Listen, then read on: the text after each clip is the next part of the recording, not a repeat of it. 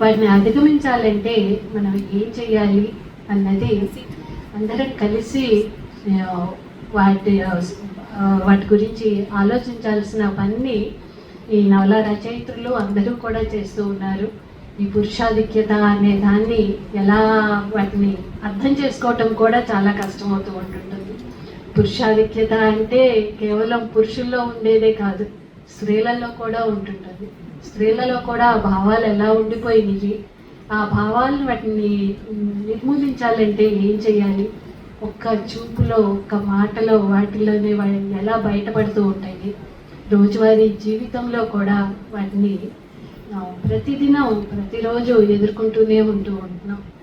ఈ పురుషాధిక్యతలు వీటన్నిటినీ వదులుకోవాలంటే ఈ ఇండియాలో ఈ సొసైటీలో ఉన్న అబ్బాయిలకి ఇచ్చి పెళ్లి చేయటం కంటే ఎవరైనా ఫారిన్ కంట్రీలో ఉన్న అబ్బాయిలకి ఇచ్చి చేయటం బెటర్ ఏమో అని చెప్పి మా పిల్లలకి నేను అనుకునే మాట నిజం.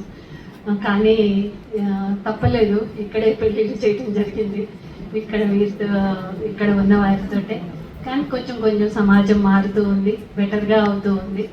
ఆ బెటర్మెంట్ కోసం కృషి చేస్తున్న మహిళా మనులందరికీ కూడా నా నమస్కారం.